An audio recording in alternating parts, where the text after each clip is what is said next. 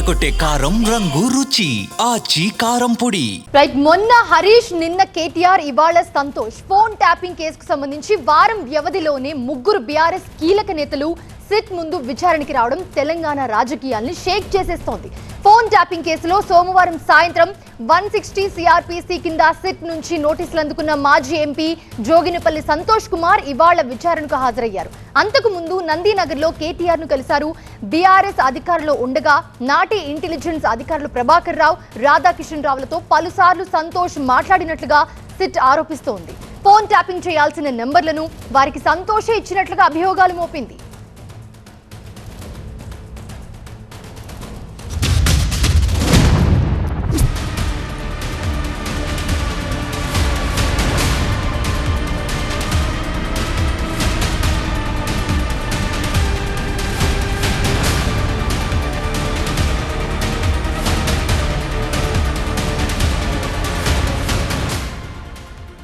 ఇప్పటికే ఈ అంశంలో గులాబీ అగ్రనేతలను విచారించిన సిట్ బృందం ఇవాళ బీఆర్ఎస్ మాజీ ఎంపీ సంతోష్ కుమార్ ను విచారిస్తోంది. మధ్యాహ్నం 3ంటికి జూబ్లీహిల్స్ పిఎస్ కు చేరుకున్న సంతోష్ సిట్ అధికారుల ముందు హాజరయ్యారు.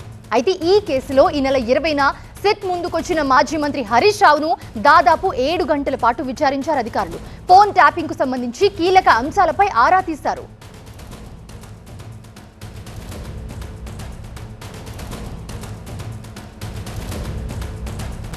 ఇక ఫోన్ ట్యాపింగ్ కేసుకు సంబంధించి 3 రోజుల వ్యవధిలోనే బీఆర్ఎస్ వర్కింగ్ ప్రెసిడెంట్ కేటీఆర్ ను కూడా విచారణకు పిలిచింది సిట్. ఈ నెల 23న సిట్ ముందు హాజరైన కేటీఆర్ 7 గంటల పాటు విచారణను ఎదుర్కొన్నారు.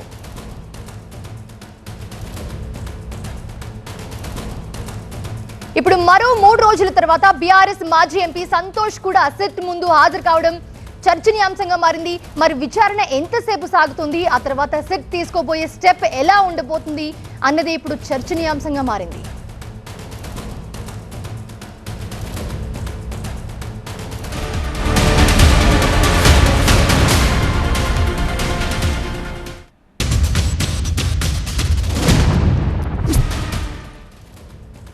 ఇక్కడ మరో విషయంపై కూడా పొలిటికల్ వర్గాల్లో విస్తృత చర్చ జరుగుతోంది. హరీష్, కేటీఆర్, సంతోష్ల తర్వాత నోటీసులు అందుకోబోయేది ఎవరు?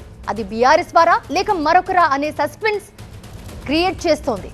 Who is next in phone tapping case అనే ప్రచారం విపరీతంగా జోరందుకుంది.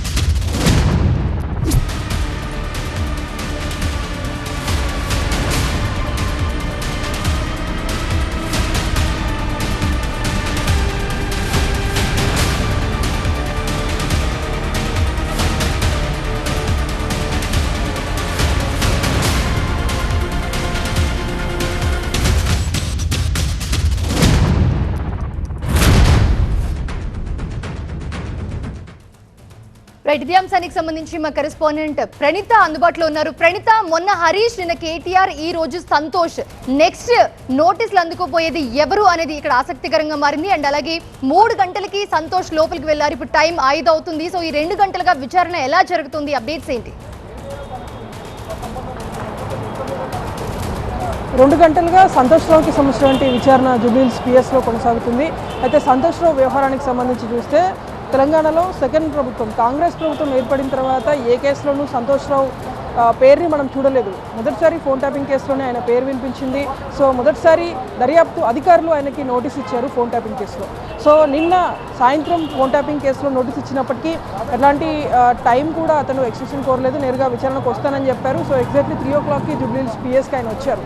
సో ఇప్పుడు ఇన్వెస్టిగేషన్ అంతా కూడా పూర్తిగా ఫోన్ ట్యాపింగ్ కేసులో అరెస్ట్ అయినటువంటి రాధాకిషన్ రావు కావచ్చు, ఆ తర్వాత అక్యూజ్డ్గా ఉన్నటువంటి ప్రభాకర్ రావు కావచ్చు, వీరి ఇద్దరికి సంబంధించినటువంటి ఫోన్ నంబర్స్లో సంతోష్ రావు ఫోన్ నంబర్స్ నుండి కొన్ని వాట్సాప్ ద్వారా కొన్ని నంబర్స్ వీళ్ళకి ఎందుకు వచ్చాయి, సో ఈ నంబర్స్ ట్యాపింగ్ లిస్ట్లో కూడా ఎందుకు ఉన్నాయనేటువంటి దానిపైనే ఇప్పుడు సిట్ సంతోష్ రావు నుండి సమాధానం రాబడుతుంది. మొత్తం విచారణ అంతా కూడా ఆడియో వీడియో రికార్డింగ్ చేస్తున్నారు. గతంలో కేటీఆర్తో పాటు హరీష్కి సంబంధించినటువంటి విచారణ దాదాపు 7 గంటల పాటు కూడా కొనసాగినటువంటి సందర్భాలు చూస్తాం.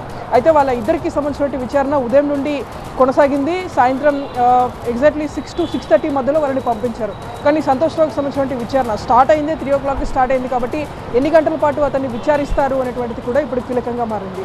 అయితే లాస్ట్ గవర్నమెంట్లో కీలక అంశాలకు సంబంధించినటువంటి వ్యవహారాలన్నీ కూడా సంతోషే చూస్తూ వచ్చారు. సో కొన్ని పొలిటికల్ పోస్టింగ్స్ కావచ్చు అండ్ రిమైనింగ్ ఈ ఫోన్ ట్యాపింగ్కి సంబంధించినటువంటి వ్యవహారంలో వార్ రూమ్కి సంబంధించినటువంటి కొన్ని ఆదేశాలు సైతం సంతోష్ రావే ఇచ్చారు అనేటువంటిదే ప్రధాన ఆరోపణ. సో దీనికి సంబంధించి గతంలో రాధాకిషన్ రావు కావచ్చు, ప్రభాకర్ రావు కావచ్చు, వాళ్ళు ఇచ్చేటువంటి స్టేట్మెంట్స్ని సంతోష్ రావు ముందు పెట్టి ప్రజెంట్ సంతోష్ రావుని దర్యాప్తు అధికారులు ప్రశ్నిస్తున్నట్టు తెలుస్తుంది. సో ఇతడిచేటువంటి ఇన్ఫర్మేషన్ ఆధారంగా ఫర్దర్గా ఎవరికి నోటీసులు ఇస్తారు అనేటువంటిది కూడా ఇప్పుడు చాలా కీలకంగా మారింది. ఈ కేసులో సెకండ్ ఇన్నింగ్స్లో ఈ దర్యాప్తు అంతా కూడా కొనసాగుతుంది. ఫస్ట్ ఇన్నింగ్స్లో కేవలం పోలీస్ ఆఫీసర్స్ పాత్ర వరకు మాత్రమే సిట్ పరిమితమైంది. దాదాపు 4 పోలీస్ ఆఫీసర్స్ని కూడా సిట్ గతంలో అరెస్ట్ చేసినటువంటి విషయం తెలిసిందే. ఆ తర్వాత మొదట ప్రభాకర్ రావు వచ్చిన తర్వాత ఇండియాకి వచ్చిన తర్వాత అతడు పోలీసుల విచారణకి అటెండ్ అయ్యి అతడు ఇచ్చేటువంటి ఇన్ఫర్మేషన్ ఆధారంగా చాలామంది రాజకీయ నేతలకి సిట్ నోటీసులు ఇచ్చింది. కొంతమందిని బాధ్యులుగా చూపిస్తూ మరికొంతమందిని బాధితులుగా చూపించేటువంటి ప్రయత్నం చేసింది. దీంతో ఎవరెవరి ఫోన్ నెంబర్స్ అయితే ట్యాప్ అయ్యాయో వాళ్ళందరినీ కూడా పోలీస్ స్టేషన్కి పిలిపించి వాళ్ళ స్టేట్మెంట్ అంతా కూడా రికార్డ్ చేసింది. సో బీఆర్ఎస్ ముఖ్య నేతలకు సంబంధించినటువంటి వ్యక్తులను సైతం సిట్ విచారణకు పిలిచింది. సో వారు ఇచ్చేటువంటి ఇన్ఫర్మేషన్ని బేస్ చేసుకొని ఫర్దర్గా స్టెప్ బై స్టెప్ నోటీస్ ఇచ్చుకుంటూ వచ్చారు. సో ఇప్పుడు బీఆర్ఎస్ ప్రభుత్వంలో పనిచేసేటువంటి కీలక పెద్దలు ఎవరైతే ఉన్నారో వాళ్ళందరికీ కూడా ఇప్పటికే నోటీసులు ఇచ్చింది. సో ఇక రిమైనింగ్ ఉన్నది గతంలో సీఎంగా పనిచేసినట్టు కేసీఆర్ మాత్రమే. సో ఫర్దర్గా సంతోష్ విచారణ తర్వాత ఎవరెవరికి నోటీసులు ఇస్తారు అనేటువంటిది కూడా ఇప్పుడు కీలకంగా మారింది. సో ఫైనల్ స్టేజ్కి అయితే ఫోన్ ట్యాపింగ్ కేసు చేరుకుందనే చెప్పాలి. ఇంకా ఈ కేసులో ఫైనల్ ఛార్జ్షీట్ని సిట్ దాఖలు చేయాల్సి ఉంటుంది. కాబట్టి సెకండ్ ఫేజ్ ఆఫ్ ఇన్నింగ్స్లో వచ్చినటువంటి అన్ని అంశాలను అటు ప్రభాకర్ రావు స్టేట్మెంట్ నుండి మొదలు పెడితే వచ్చినటువంటి పొలిటికల్ లీడర్స్కి సంబంధించినటువంటి స్టేట్మెంట్స్ అన్నింటినీ కూడా ఈ ఫైనల్ ఛార్జ్షీట్లో పొందుపరిచే అవకాశం ఉంది. సో ఈ విధంగా సంతోష్ రావు ఇచ్చేటువంటి స్టేట్మెంట్ని కూడా ఫైనల్ ఛార్జ్షీట్లో పేర్కొనబోతున్నారు. ఆయన ఇచ్చేటువంటి ఇన్ఫర్మేషన్ని బేస్ చేసుకొని ఫర్దర్గా సిట్ ఎవరికి నోటీస్ ఇవ్వబోతుందో చూడాల్సింది.